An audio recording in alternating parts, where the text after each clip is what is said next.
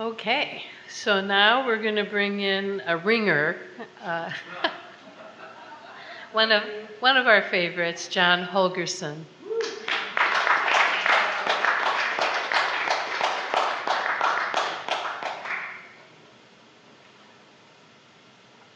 So now I'm not so sure I'm going to say what I was going to say, which is thank you to the America Hometown Laureates for this event and for the Uva Wine Bar for providing a venue.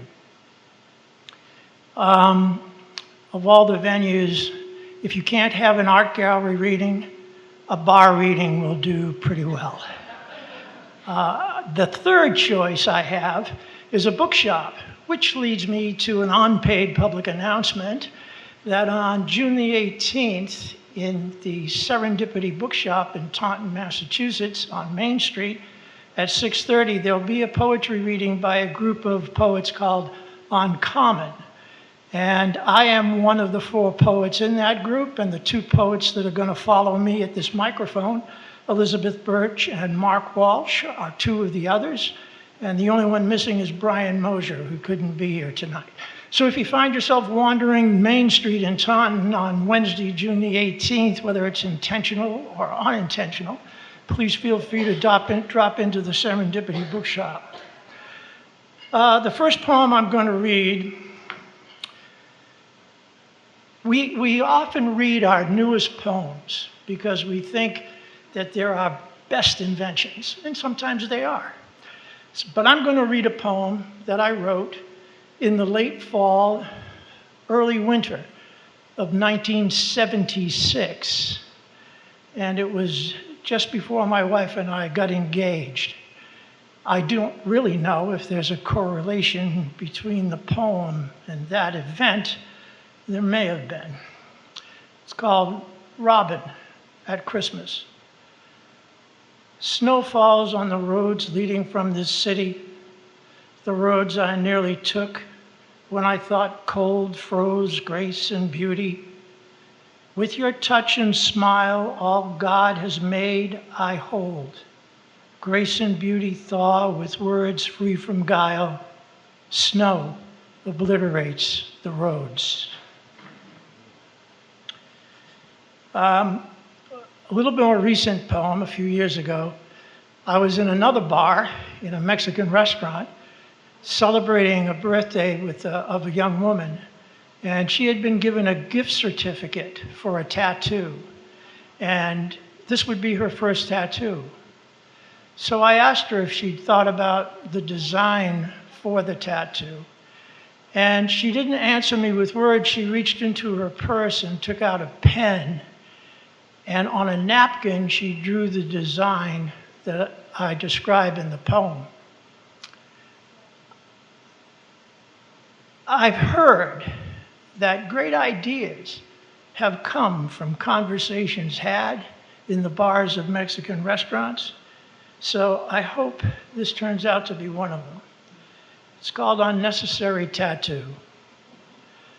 A bruised heart, cleaved in 2, stitched down the middle. No mystery or enigma here, no obscure or secret riddle. It's there, behind your eyes. It's the catch in your voice at the mention of star-crossed lovers or the vagaries of choice. It can be seen in the ashes of the cigarettes you snuff out, the lingering sparks of memory in your holy grail of doubt. Don't tell me when it's done, the needle round and thin, the short, hot veneer of pain, the stain upon the skin. It's just another private part you'll probably hide from view, a duplicitous reminder, an unnecessary tattoo.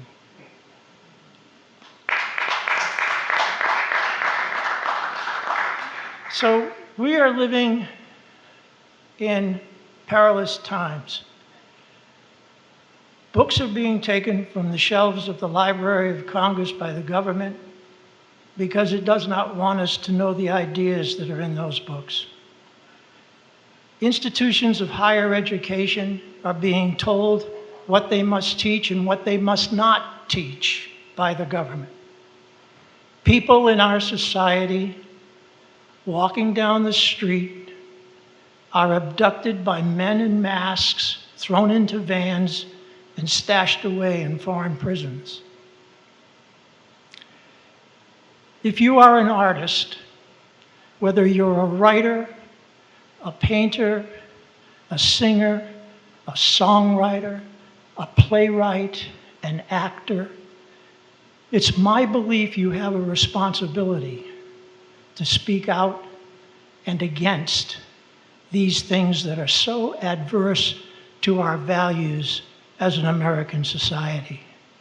Democracy isn't just a noun, it's a verb, an active verb.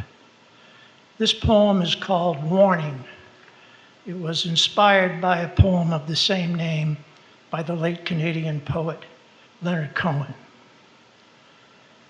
If your neighbor disappears, oh, if your neighbor disappears, the Hispanic man from Venezuela who helped you paint your house, or the young woman who babysat your children while dressed proudly in that rainbow-colored blouse. If your neighbor disappears, oh, if your neighbor disappears, don't ask what happened to the multi-tatted black man who lived on your block, or the foreign college student with whom you like to talk.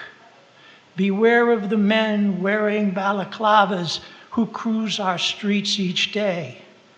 They have plans you can't ignore, or else they'll come a-tapping, rapping, pounding on your door when your neighbor disappears. Oh, when your neighbor disappears. Thank you.